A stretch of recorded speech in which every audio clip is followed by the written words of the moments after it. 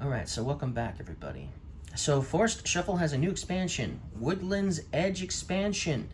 And one of the strategies that this new expansion improves upon is the butterfly strategy. So for this video, I'm going to be talking about the new cards that work with the butterfly strategy. Now, this is including the Alpine expansion, but if you have 6 different kinds of butterflies, with this one here, you get 35 points. With the new expansion, there's 7 butterflies, which means you can score even more. Now, we'll talk about how many you could potentially score in a moment. But with the new species of butterfly, there's going to be a lot more points that you can get if you can get all 7 butterflies. Now, if you're including the Alpine expansion, that's assuming, of course, you're including it. But yes, 7 different species of butterflies.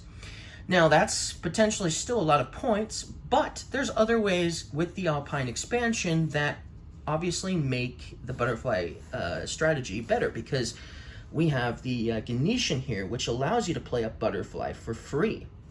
And then it gives you 3 points for every butterfly you have. That's nice. And this hedgehog here, it gives you 2 points for every butterfly you have. So that's pretty nice. And it potentially can let you draw a card if you satisfy its binocular, right? So that's cool. But on its own, it's still not a super powerful expansion, even if you're including the Alpine expansion. However, if you're including the Woodland's Edge expansion, the butterfly strategy is so strong that you no longer need the mole to play your butterflies for free. Because you know what? Well, you always get to play them for free, but you no longer need the mole to play a bunch of butterflies on the same turn, because there's so many ways you can play butterflies now and get so many awesome stuff. So let's talk about the new cards. So first we have the Blackthorn. Now, I explained how shrubs work in the bat strategy video, but we'll explain them again here in case you didn't watch that one. So the way shrubs work is they're basically a tree, okay? And that means that you can play cards beneath them, above them, to the left of them, to the right of them, as if they were a tree. However, shrubs are also like mushrooms because they give you everlasting abilities.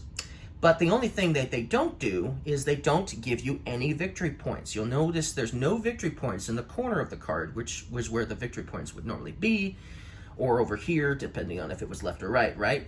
But that's not the case, obviously. There's no victory points here. But what's really cool is with the Blackthorn, it says whenever you play a card with that icon, hence the butterfly icon, you get to draw a card. So that's sweet. So every time you play a butterfly, you get to draw a card. That's a no-brainer. That's amazing, right? Awesome, awesome. But if you also satisfy its binoculars, you also get to play a butterfly for free. Oh, that's even better, right? So now, hey, you play this and you satisfy the binocular ability, right? And you play your butterfly for free. Well, then you get to draw a card right after the fact. And since there's 4 of these cards, you could potentially have 2 of these in play and get to be drawing 2 cards every time you play a butterfly. Which means, hey, there's no need to just stop at 7. Get another contingency plan. Get even more butterflies so you can get even more points. And hey, these will just score you even more points because of that. So that's amazing. But there's more to this strategy with the new cards with this expansion besides the Blackthorn. So let's talk about them. Let me find one. And we'll talk about the cards we're skipping in other videos. So here we have the Stinging Nettle. You'll first notice that it's another alternative way that's going to score you points based on butterflies, which is cool. However, it's going to score you, it's going to let you do something amazing, this Stinging Nettle. So this Stinging Nettle, it's going to go on either a tree or a shrub. So it can go on either one, but then it says any number of butterflies can be put onto the Stinging Nettle. So what does that mean? So if the Stinging Nettle was on a tree or a shrub, so let's say this tree was above the Stinging Nettle, I could put as many butterflies as I want onto the same tree. Isn't that amazing? So now, with the Stinging Nettle ability here, you can have the same ability as the hare, basically. You know, the hares, and the toads, they can share space, right? Well, if you have a stinging nettle, then all of your butterflies can share space on the same tree or shrub. That's amazing. So I could have easily all 7 butterflies on the same tree, which means now, hey, I've got more space for other things, like birds, for instance, right? So it's amazing. So it's just a really strong strategy now that the stinging nettle is in the game. So that's really cool. Let's back out here so we can find the other cards that work with this strategy. Where is it? Where is it? Here it is. Okay. So here's the new species of butterfly, the map butterfly. And isn't that just a beautiful butterfly? So now if you're playing with the Alpine expansion and obviously this expansion, Woodland's Edge, if you have 7 different species of butterflies, that's 55 points. That's even more if you have 7 different horse chestnut trees. If you have 7, you only get 49. So that's impressive. 55 versus 49. That's much better. And since they're free to play, unlike this tree is, that's amazing. And if you get them all on the same tree, oh my gosh, that would just be amazing. So yes, the map butterfly is going to make it so you can get a ton more points if you're playing with all of the expansions and base game included, obviously. So yes, this strategy with the new cards is definitely going to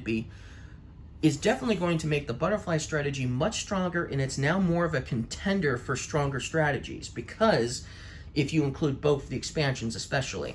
And because you get to play potentially a butterfly for free with the Ganeshan and a butterfly free with that shrub, you don't necessarily have to have the mole in the strategy in order to succeed with it, because there's a couple of different ways you can play butterflies and either get cards or just simply get to an additional way for extra points based on butterflies, but also getting to play butterfly for free. So that's amazing.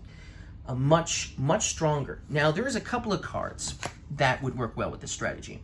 So this Alpine Newt, which is in the Alpine expansion, gives you 2 points for every insect you have. Well, your butterflies all have the insect icon on them. So this is another way you can score victory points on your butterflies as well as your other insects. And with that said, there is a new card that scores you based on insects. So let me find it. And here it is. So the Great Green Bush Cricket will now also score you 1 point for all of your insects. And it lets you play a bird for free. Cool. But hey, it's still something. It might be worth it if you have one.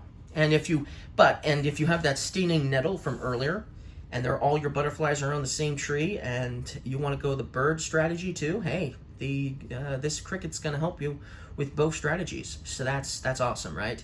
So those are the new cards that work well with the butterfly strategy if you're including the Woodland's Edge expansion.